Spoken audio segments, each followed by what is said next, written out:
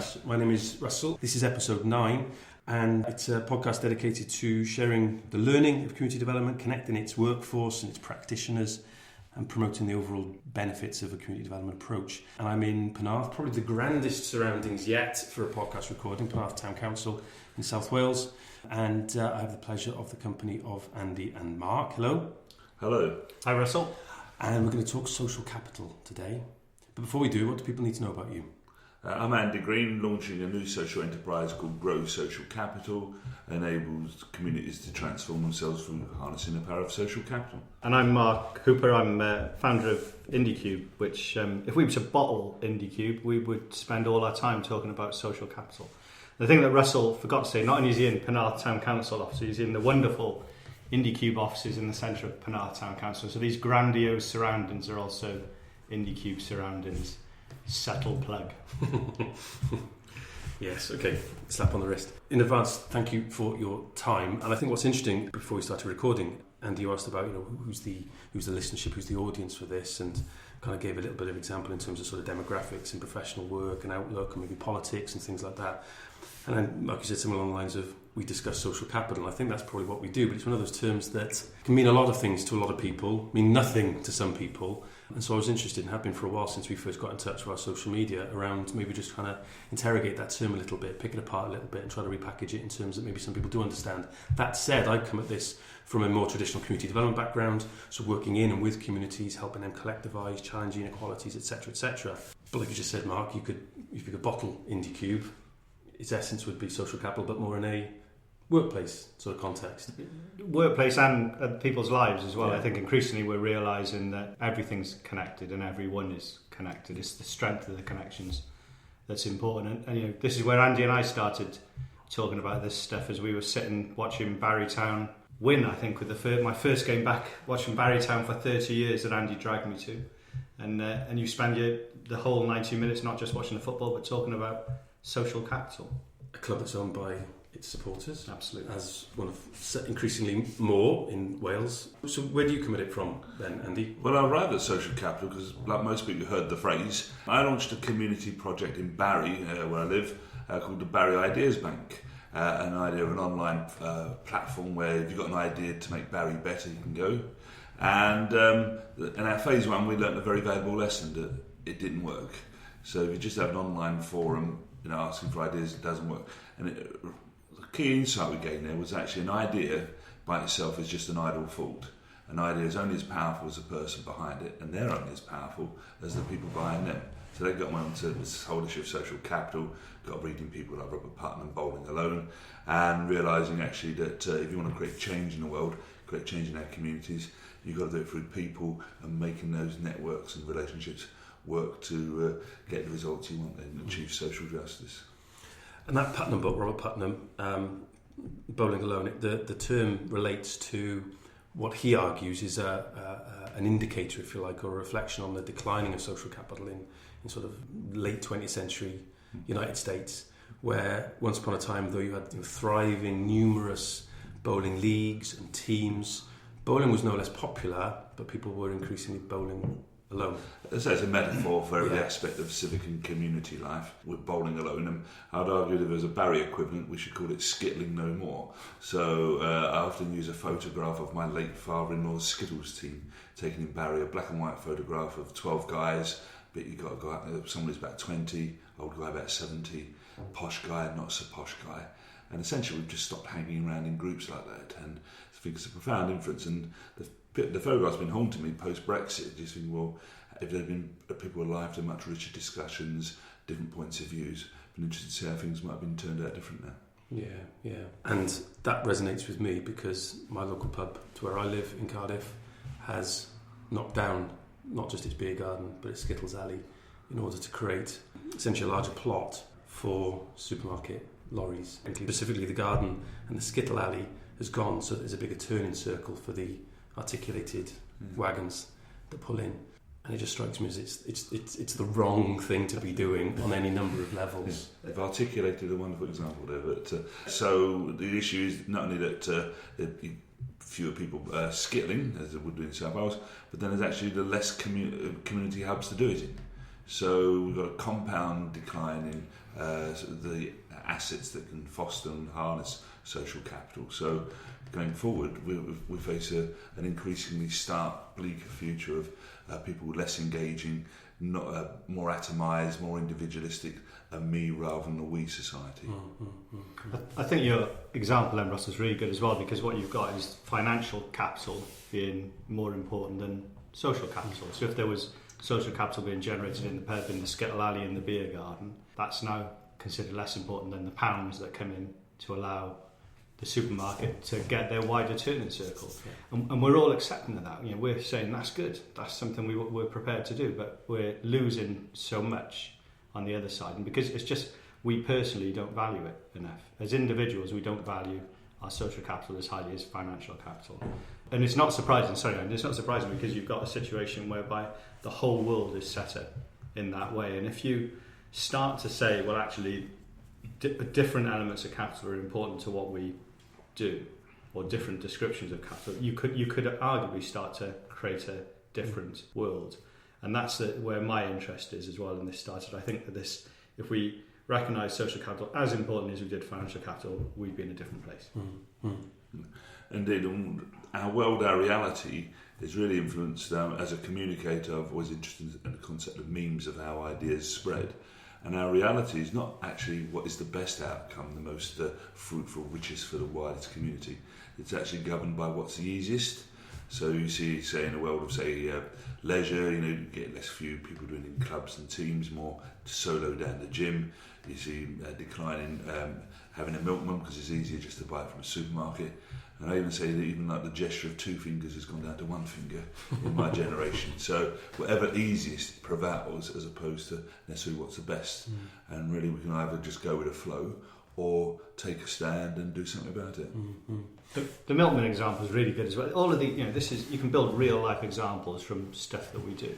What role did the milkman do apart from just delivering milk? He also checked to make sure that Mrs. Jones, who hadn't been, was an elderly pensioner, was being taken care of. If she hadn't picked her milk bottles up from yesterday, he'd be the first person to know. He'd be the first person to alert people. He'd also be delivering the milk more often than not, either by a horse in carting. Andy's smiling, must be an Andy's day. Electric milk float in my day. I don't know what it would have been in your day, Russell, but it would have been, there would have been a different, we would have delivered all that milk in a way that's different at the moment. And now we've got to jump in the car, jump down to Tesco's, in and out, buy your bottle of milk, buy something else. The true impact and the true cost isn't really put into the equation. Well, the lorry delivering the milk is now reversing in your form of Skittles. My grandfather would have delivered the milk around these parts as well, as it happens. It was a dairy farmer, but I think that's one. I think it's a powerful and useful way of explaining it. But I think it's potentially a very useful one as well for people, kind of practitioners working in communities, because we get laden from government programmes, potentially, not always, but potentially, and from the demands of funders to articulate what you're doing and your outcomes. And it would be difficult at some point. I'd like to return to this to kind of go, okay, I'm going to increase social capital in these communities. I'm going to increase the amount of social capital that's in circulation, and to use maybe some of those terms that we use and we're familiar and comfortable within a financial definition of capital, because it would take a brave funder or civil servant in government to kind of go with that for people working with communities. But that is, in essence, what we are tasked to try to do in a lot of these communities. Well, I was with a local authority this morning, and carers, if they want people staying at home caring for their relatives, they said the local authority would go bankrupt. So we need this asset within our society. You look at the most important things, important relationships, family, partners, supporting each other. The challenge we've got is that there's a trend to greater transactionism. Everything's much more transactional now, but we rely on this sense of obligation, support.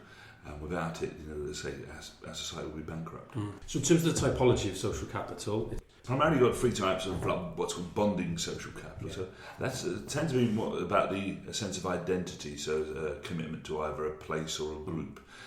Post-Brexit, there's been a lot of discussion about two tribes of what are called anywhere people metropolitan types who could be located anywhere, and somewhere people who have a sense of belonging. And I'd challenge that, because it sort of has a sort of sense of notion that somehow if you have an attachment to a place, you must be like a retrograde, a reactionary, right wing, or whatever. Whereas actually you can have a very strong sense of identity in place and be proud of that place, and still have liberal, alternative, progressive views. But that bonding capital is a very, very powerful asset. And it's we're witnessing that, for example, the example I share is the Millwall fan who waded in unarmed to the terrorist attack at London Bridge, facing, declaring the world that he was a Millwall supporter and using much stronger terms than that. But you can see there how bonding capital enables ordinary people to do extraordinary things. It can be a double-edged sword as well. So, for example, I quote of Sophia Lancaster, the poor girl who was a goth, who was beaten up and murdered because she looked different. So this asset of bonding capital is a very important energy, and we, anyone with a commitment for social justice, we should be looking to leverage that. So, for example, if you're a housing association, you look at every housing association website, they say in Wales, we're looking to build a better community. Whereas I'm saying actually you're helping to build a better community and a better Wales. So you leverage that sense of pride, sense of identity, again, to propel people, to energise people, to get more motivation in achieving your goals there. So that's bonding capital, the identity. And then the second part is what you've got, bridging social capital. And that's where we connect with people like ourselves. So I understand you guys are former Cardiff City fans, so if you want to connect with former Cardiff City fans, if you want to connect with people with a similar sort of interest, like this podcast in a way, we're brilliantly more connected. So we've had an explosion in connecting with people like us. But I believe bridging social capital can be dangerous in the sense that it creates an illusion that you're somehow connected to the outside world, when in fact you're in an increasingly diminishing, tightly knit bubble of opinion of people like you. Also then you spend all your time, so you're less connecting. And lastly, I believe that it's making people, while we live in a more permissive society, it's actually making people less tolerant. That we're witnessing a greater intolerance of people having different views of you. And as I say, I think that then kicks in terms of enabling people to work together. So we had this explosion in bridging capital. So people would say, well, there's not a decline in social capital. But that's just one aspect. And then that's counterbalanced by a massive decline, what Putnam observed in bowling alone, in what's called linking capital. People unlike yourself you connected with. So, example of my late father-in-law's Skittles team, a group of 12 guys coming together, different backgrounds, different interests, but all working to a common goal and all sharing the same space. My sort of definition of social capital is how we hang around with each other to help each other. As I say, I think we're witnessing a dramatic decline of that, with consequences like a great divided society, one that's less tolerant of other views, one that, as I say, is failing to come together as effective as it should do. That's a perfect breakdown of it, and I think the Skittles team and the analogy, I think, is a perfect one, and it touches on, and it reminds me of sort of Ray Oldenburg's theory around third place. And there's a similar kind of, again, typology that first place is the hearth, it's home and hearth, and it's family, it's those close links. Second, intended to be workplace for people, and I think for working class people and working class communities, large industrial scale places of work, docks, railways, steelworks, coal mines, etc. Third place was some of those more social, political spaces. But in the same way that Skittle team might have had dockers, chief constable, High Court judge, possibly not, but that Skittles team, via that shared and common purpose, becomes a much more equal space for those people, and those hierarchies are dismantled, and they're dismantled really quite quickly and quite effectively as well in those sort of spaces. That always comes back to me when looking at the very simple typology of social capital. You mentioned the workplace as well then, which is obviously something I'm really interested in. If we've got a sense of the normal workplace is changing, and I think it's changing dramatically, and I think we're at the first stages of a changing in how we work and the way we work and the way we get paid for work, and all those things are all important. But there's something that there used to be a place where you used to go and used to meet different people. You used to be able to talk about things that you couldn't talk about at home with your mates and your colleagues in work, and you had something else that bound you together. If that's now changed or changing, we're losing another massive opportunity. How many people actually meet their spouses or used to meet their spouses in work? The amount of people I come across who, I get that. You can see, I can understand why that happens.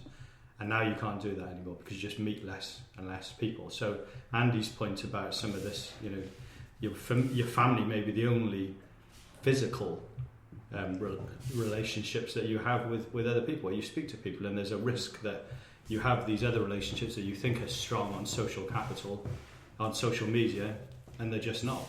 And one of the things that, I meet a lot of people who I meet via Twitter initially. I get in touch with them, but I also then go, they say, or I'm up in Colwyn Bay, and I say, I'll see you tomorrow. Where are you then? Barry.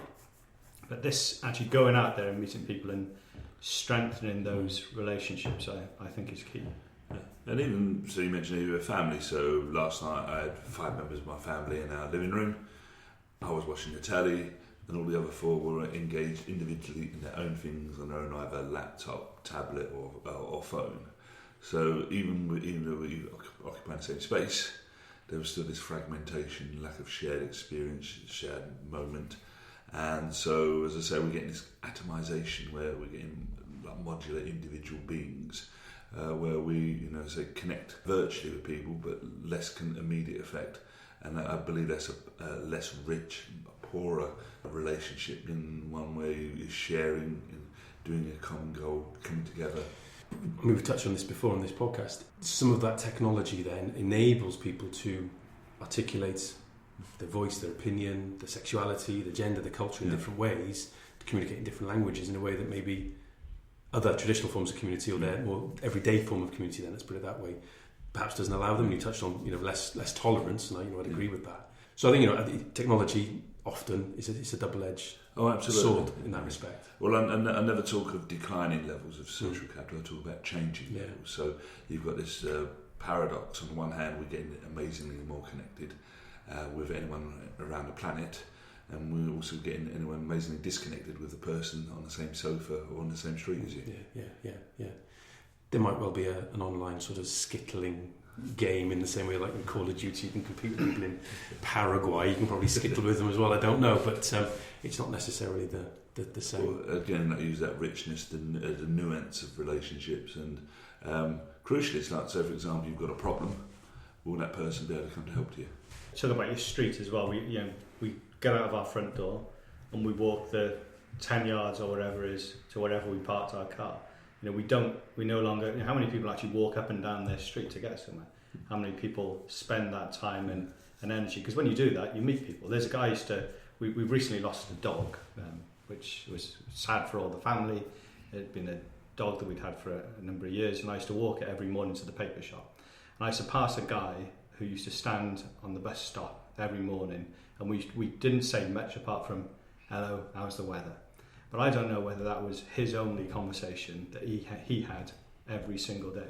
And, I don't know how important that was for him. I don't know whether, because he was an odd fella, he's an old man, and these are the things that we just don't get the opportunity to do. He looked out for somebody to go, who had this dog? If it wasn't me, it would be somebody else would have a dog. And he would say, hello, how's the weather? And it's that sort of thing. If you do that every day, you get to get to know people. You get to start to break those conversations down as well, which we just don't do because we're just in a car and we're off. It reminds me of a guy called Tom, who's must be in his late 80s, but swims every day at Barry Baths.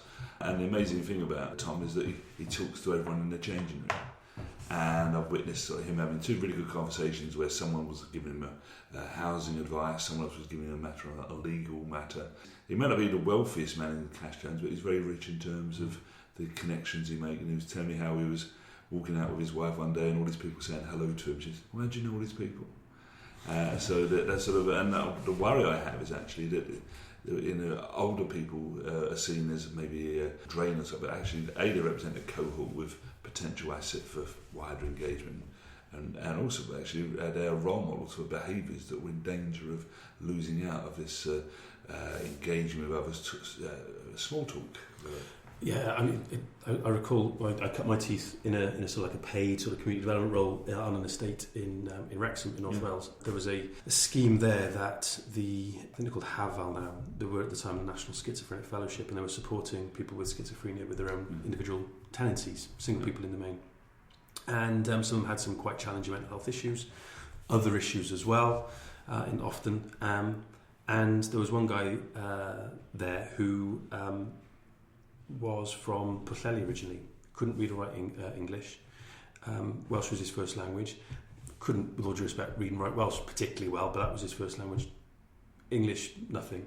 And basically sort of found himself in Wrexham because, of course, as is often the way in North Wales, and it's not peculiar, there's other parts of the country for this, people gravitate where the services are located.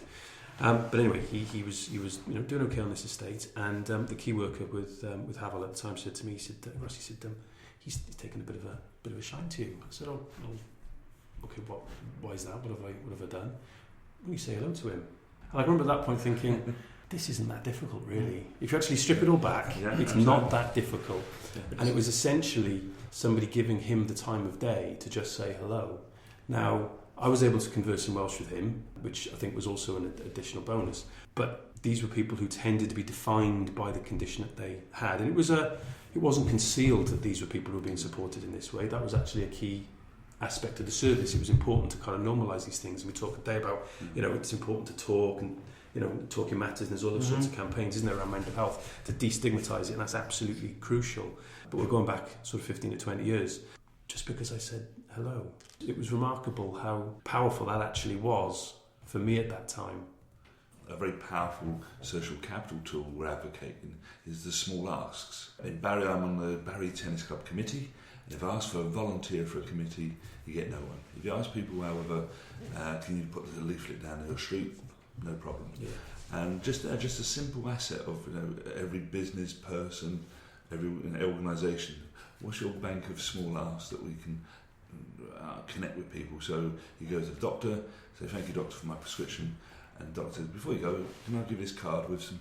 And just simple little things like that, we can be a lot smarter, but first we've got to recognise the significance of these relations, the values of them and the power of them, and then also be smarter in how we can leverage that sort of power. Mm-hmm.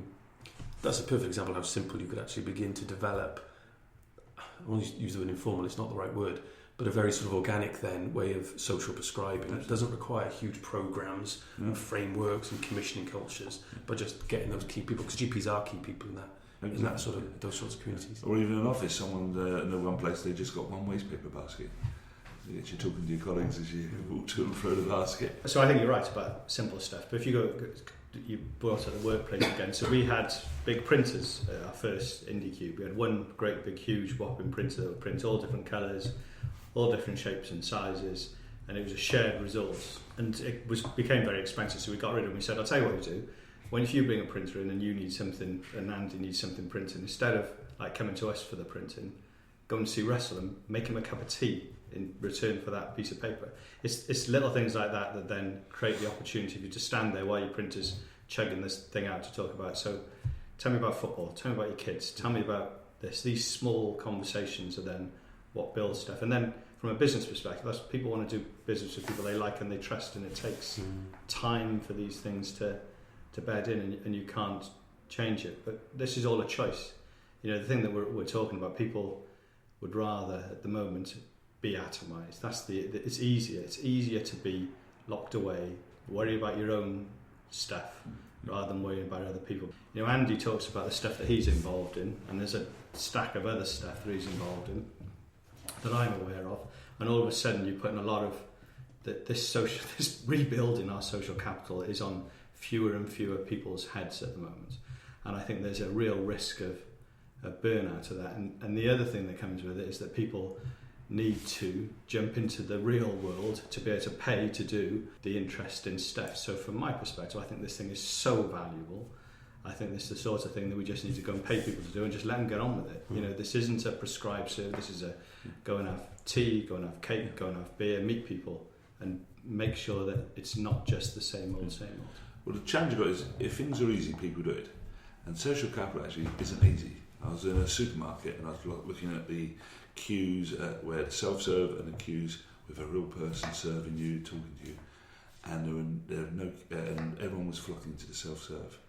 And so individually, it's a lot more convenient and neat. You haven't got any worry, engage with a conversation with another human being. You just go to this machine and you're out. And we've got to realise actually we're a wake-up call that with the advent of artificial intelligence coming in, the humankind PLC is a strategy we need to be looking at how we invest and grow in interpersonal people things, as opposed to the other route where it's actually getting machines to do it and doing us all out of work. And the challenge we've got is if social capital was easy, it'd be happening. It's not easy because it's about fundamentally about dealing with people. People can sometimes be problematic, challenging, complex, as well as obviously outside of enlivening, inspiring and enjoyable to be around, and therefore represent an uncertainty, a risk, and therefore want to avoid them altogether in the first place. And also in the area of social capital, of community change, getting people to do things is damn hard. A story I share is there was a young lady in Barry who, on a Facebook group, put a photograph when she was pregnant of every month of her pregnancy standing in front of a different door number on the chalets at Barry Island to track her pregnancy. I thought that'd be a good thing to put on the Ideas Bank as a way of creative uses of the chalets. Anyway, in sales and marketing, you have a rule of thumb of it takes 7 quality encounters with a sales prospect to land a sale. I would say in community development, it takes 70 nudges to get people to do things.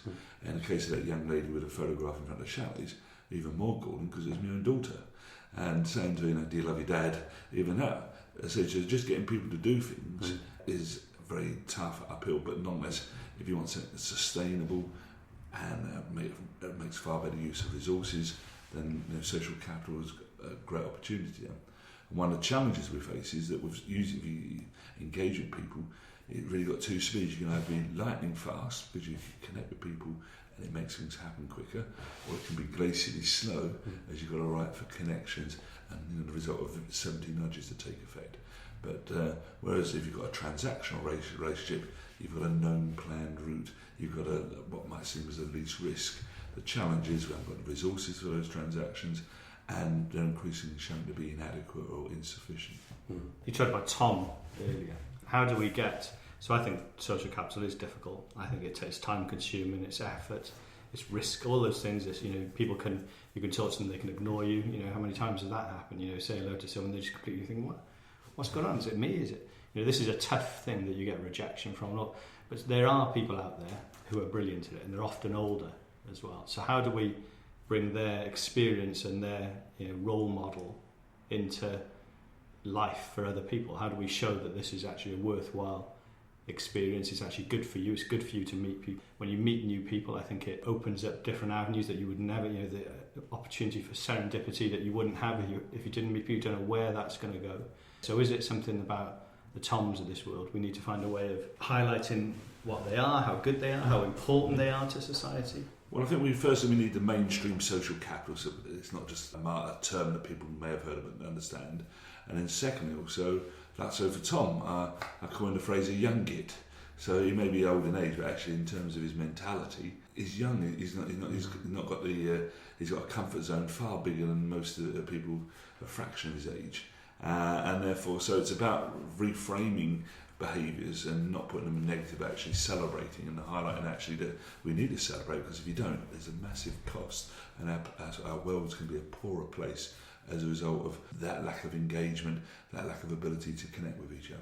But you talked about the things like artificial intelligence, robotics, driverless cars. Actually, there's more and more things that are going to damage social capital, even from where we are now. For me, there's a sense of peril associated with this. I think that society is struggling to solve these problems. I think Brexit's a classic example of that. Trump in the States is that you've got these dual things running almost in parallel to each other and not crossing over enough.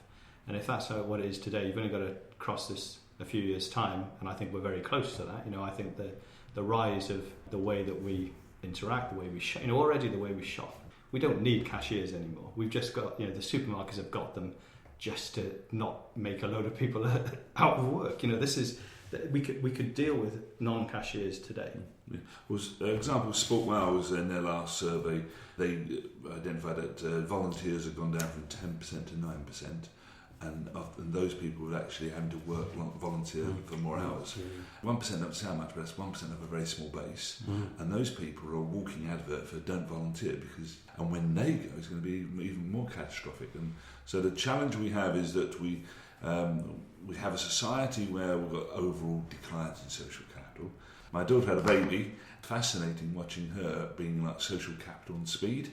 in terms of networking with like several groups of new mums and so on. So I think there'll be tactical responses when people in a problem situation. But I believe, however, in a wider context in our society, we're going to have real challenges.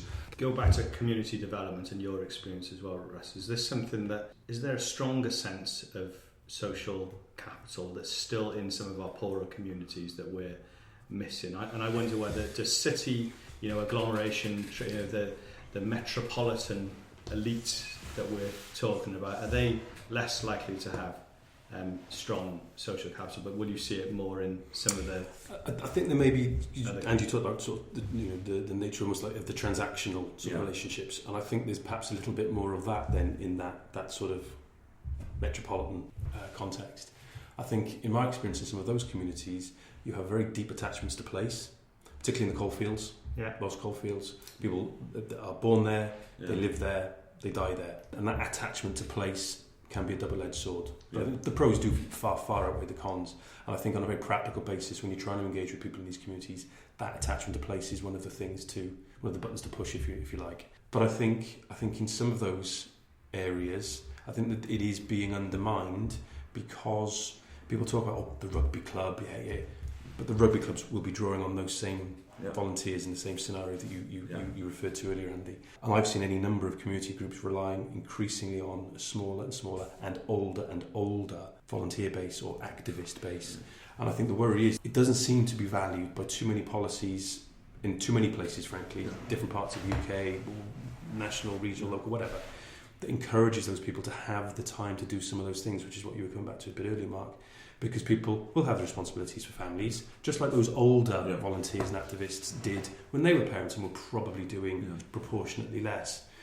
But unless there is something that encourages those people to come through and take forward some of these roles and to take on some of these responsibilities, then I think in some areas the social capital is actually very precarious, because some of these communities are quite small, and that's the con to this, is that it's small estates, it's small kind of former pit villages, etc. That is a concern, and I think the frustration I've had in the last sort of few years working in this through a particularly sort of funded programme is that what has been elevated to, frankly, the only priority, let's be honest, is work. Yeah. And that people who live in these communities need to be in work. Yeah. Okay, fine. You've talked about how work can be positive for people, and it's disposable income and it's routine and all of those things, and that's fine. But these are people that are doing things in their community, and I think that the increasing sort of definition or the risk of these people being defined as workers first and foremost, and that's the only thing they can ever do. Yeah. And then these communities on a broader thing, and I know Mark and I talked about this previously, colleagues at Indycube have written about this and articulated this far better than I will now, is that if you aggregate that out then in certain places, let's say the South Wales valleys, or it could be pit villages in the north of England, for example, that these are just commuterville. These are just sort of dormitory towns, and that's a term that actually gets used in planning kind of policy and strategy. Then I think it's just increasingly defining these people in these communities as just fueling some form of sort of capitalist industry, service sector, financial services, whatever it is, and what is going to then happen in those communities. And I think the thing that then really hacks me off with that is that then the resulting implications of all of that, declining social capital, how that manifests itself, those people then get criticised for that and blamed for the fact that is happening in those communities. Well, I coined the term nonizens. So a nonizen is someone who lives in an area, doesn't use any of the local shops, facilities, doesn't partake in society, vote or anything. And I believe we're increasingly witnessing a Teflon-like existence where people have no real connection. But as long as they work. Again, and I think that's that for me. I think this is really interesting. I think this is where some of these things... But there's also the way these nonists, people who are working outside of their communities, who go in, they sleep there, and that's probably all they do.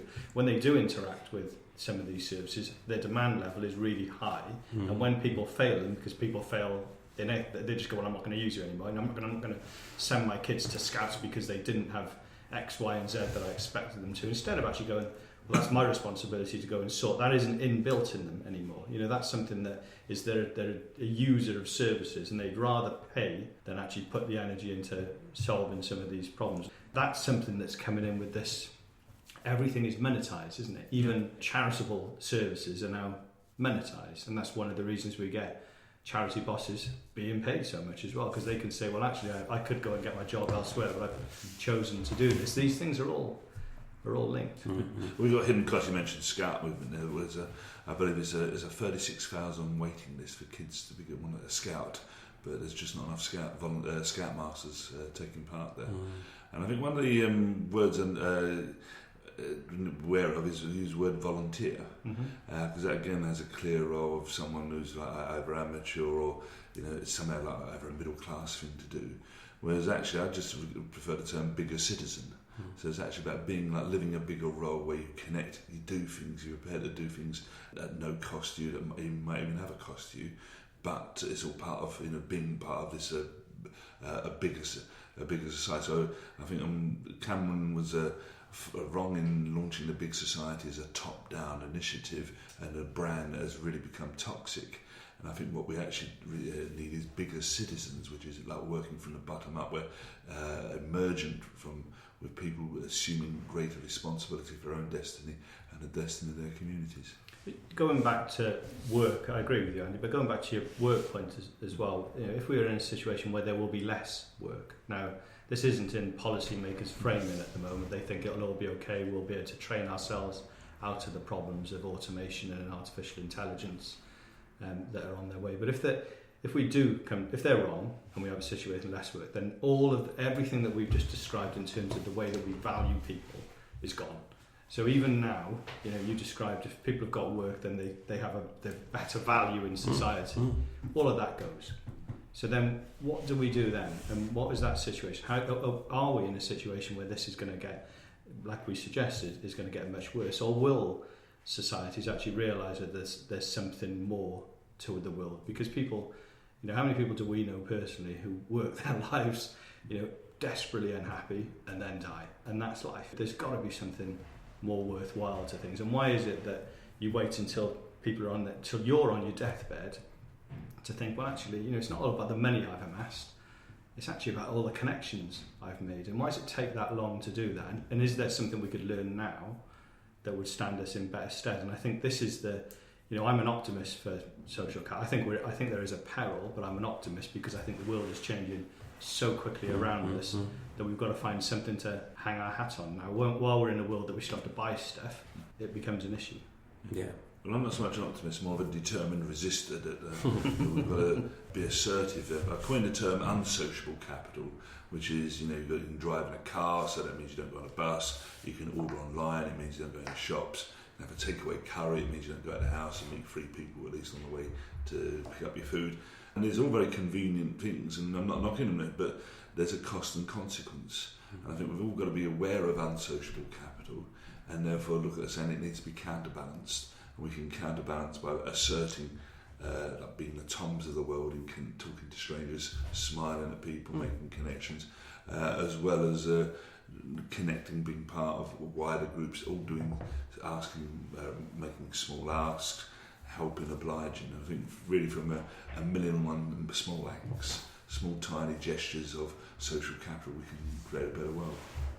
I still think there's a place for community development in communities, and it's not just in disadvantaged communities. It's it is across the piece. It's certainly rural communities and things like that. And there's roles like community connectors that are looking to try to sort of knit together the community sort of fabric and the mosaic of kind of different interests and activities that are taking place, maybe across a rural perspective in mid-Wales I'm aware of. But I still think there's a value for that. Not least because I do see how it's potentially difficult to automate that. And you've hinted at, this is the rise of the robots, AI, automation of a lot of roles, the cashierless supermarket and so on. That's actually one of the few things I think it is hard to automate. Yes, you can maybe migrate some of it to an online forum or, use of social media or whatever it might be. But actually helping people to come together and to kind of inhabit those cracks, those fissures that exist within communities, not in a negative sense, just the way that people are going off in different directions and attention is elsewhere. I think people that can inhabit that space and bring people together is still a useful skill. I think it's a necessary thing for a lot of communities to have, of all levels of affluence and well-being, but then certainly as well within some of those communities of interest as well, where maybe you've got dispersed people you've got multi-ethnic, multi-linguistic communities as well, multi-faith communities. Creating those interfaces, I think, is still a skill. There is still an art to it. Community development is what can bring that about and do it well, non-judgmentally, and so on. So I don't know. I think maybe I'm okay. In the Rise of the Robots, when they come marching, when Terminator 2 happens, probably not. But I think there's something in that. If you look at human survival, there's two key principles: that no man or woman's an island, and as Darwin observed, the species that collaborate are ones that survive and thrive. Yet we don't get a GCSE, it's not done in schools, it's just done implicit, uncoded, unwritten, and some just left to drift along. And now we're living in an era where there's more rapid change and more mobility. Actually, we now recognise that whatever society, even if it's a working class community, a middle class community, whatever, they actually need community developers because what was traditionally like with inertia, with set structures, that's all being lost. They haven't got that resistance, they haven't got that structure to work around.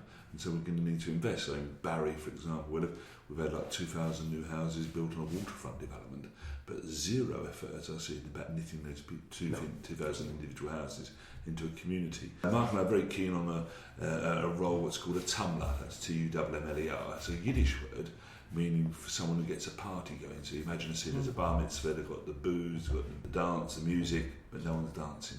So the idea of the tummler is literally to get the party going. But what they do is cleverly is actually it's about using the energy of the people there to get the party going. There's a rival model, what's called the cruise director model, which is as long as the cruise director's there, the party will happen. Whereas the tummler model is it uses the energy and connectivity and vibrancy of those people to create a momentum for their own party to go and keep going. And a lot of public sector and community development has really been using the cruise director model. It's great while it happens, but as soon as the funding goes, absolutely. So the idea of a tummler in a community, every one of us should be a tummler and extend to our sort of job description. But then there'll also be a scope for tummler, so Mark with Indycube, co-working spaces, the heart of them are vibrant communities, and really the key role there is a role of a tummler within the workplace to build these connections, and we need similar people in where people live in communities to get that vibrancy going. There's a beautiful image called the Bonydd Cymru, which is the rivers of Wales that a guy called David Elfryn put together. And it shows that if you can get it up on your computer now, you see what I know it. Right. It's beautiful, and it shows that there's actually everything's connected. This is Wales, but it just as easily fits across the rest of the UK and everywhere else. That places are connected, and some places got stronger rivers. The strength of connection is even greater.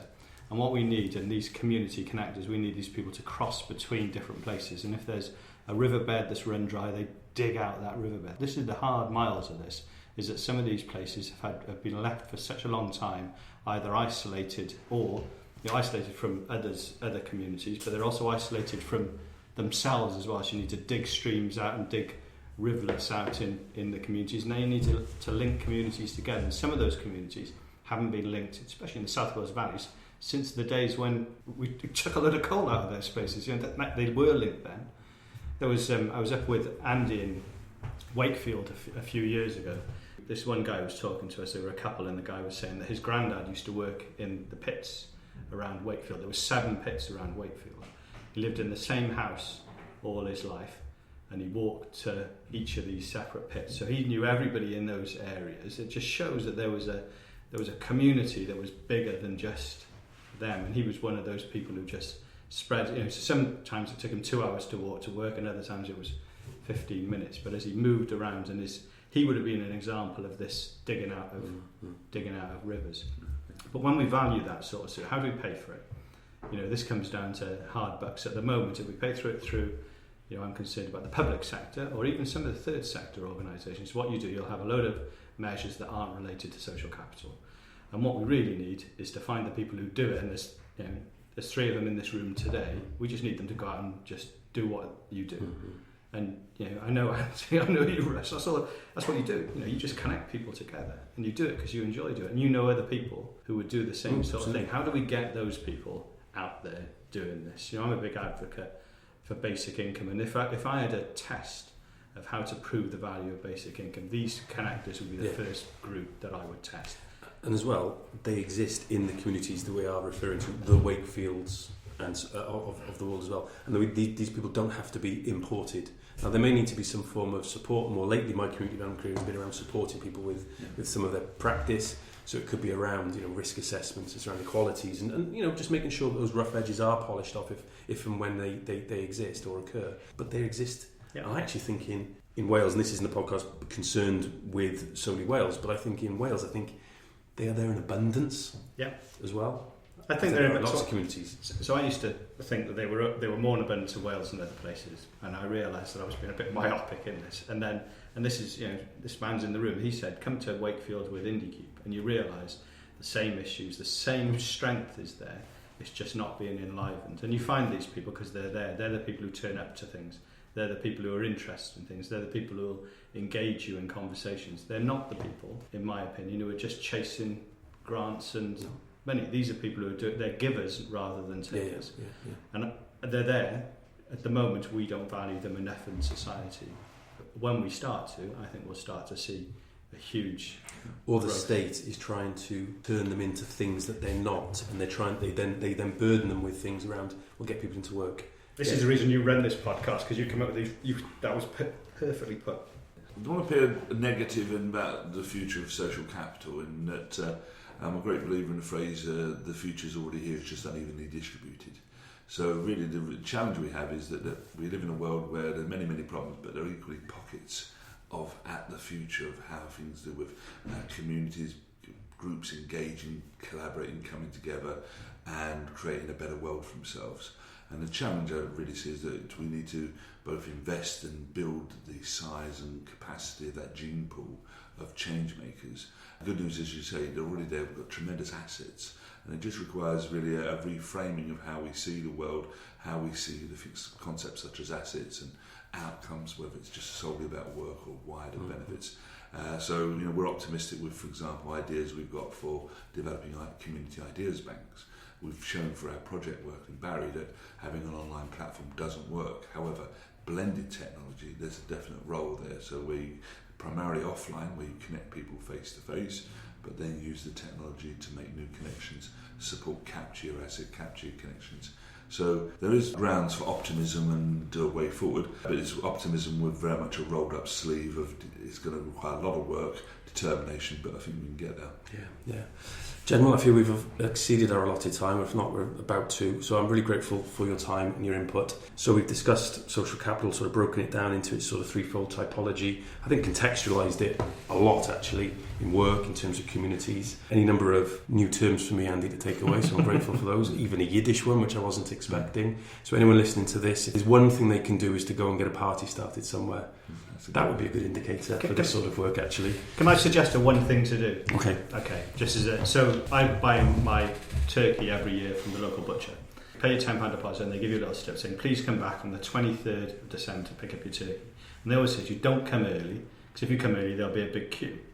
Two things. One thing, can you walk instead of drive to go and get that turkey? Because on that walk to get that turkey, it's a Saturday, so you've got enough time to do it. You hopefully will meet people you've never met before. Use that as an enriching opportunity, and go there when the queue's there and talk to people in the queue. You won't have talked to them before. It'll be fascinating, it'll be interesting. You may well meet people who are a bit bonkers, you may meet people who are really nice, you may meet people who you don't want to ever meet again, but it'll be something that enriches you. And we can all do it. We're just about, I know this is going out after Christmas. Damn, we'll do it next year. Yeah. Hold that thought for 11 and a half months. Now maybe a gauntlet thrown down for me to get it edited and out by the 23rd. Is there anything you want to give a quick plug to finally? Really, just it can be a smile, a small ask. The social capital revolution begins with a small step. I like that concept of the small ask. I was with somebody from Newport recently who said, how can we get more volunteers into the community centre? So I said, well, what do you need them to do? And he was only able to list 3 things. So I said, I think that's probably what off puts people. So just list it as people who can do this. I was at Barrytown Football Club, and I suppose 2 wrong questions. They had a meeting with all the supporters. We need volunteers. Anyone got any ideas? And they're just the worst 2 questions in that context. But you just say like that, we need people just to do that leaflet then. And then the clever trick is, do you really scale it down? But then you notice the people who volunteer and the people who more regularly volunteer, then you nurture that relationship. Absolutely. So once again, thank you very much. Diolch yn fawr to you Thank you. both. Best of luck with Indycube and future plans. We'll put some links on the website that goes out with this as well to the myriad of different things that you've referenced. A little bit of housekeeping. Go back and take a listen to the podcasts we've done of late with Steve Skinner, a Leeds-based community development practitioner who talks about very simply the building blocks to making strong communities. Very much articulates an equalities-based approach to that. To Chris Ashman as well, down on the Isle of Wight, an exile from South Wales. Director of Regeneration out there, but for whom community development has to be at the heart of what that activity entails. Has to not forget that it's about working with people and not doing things to them, and looking at regeneration in a very physical context, recognising the social capital. We don't necessarily use the term hugely in that podcast, but it's definitely there in reference conceptually. So take a listen back to those, and there's a myriad of other ones as well. So until next time, gentlemen, thank you very much. Thank you.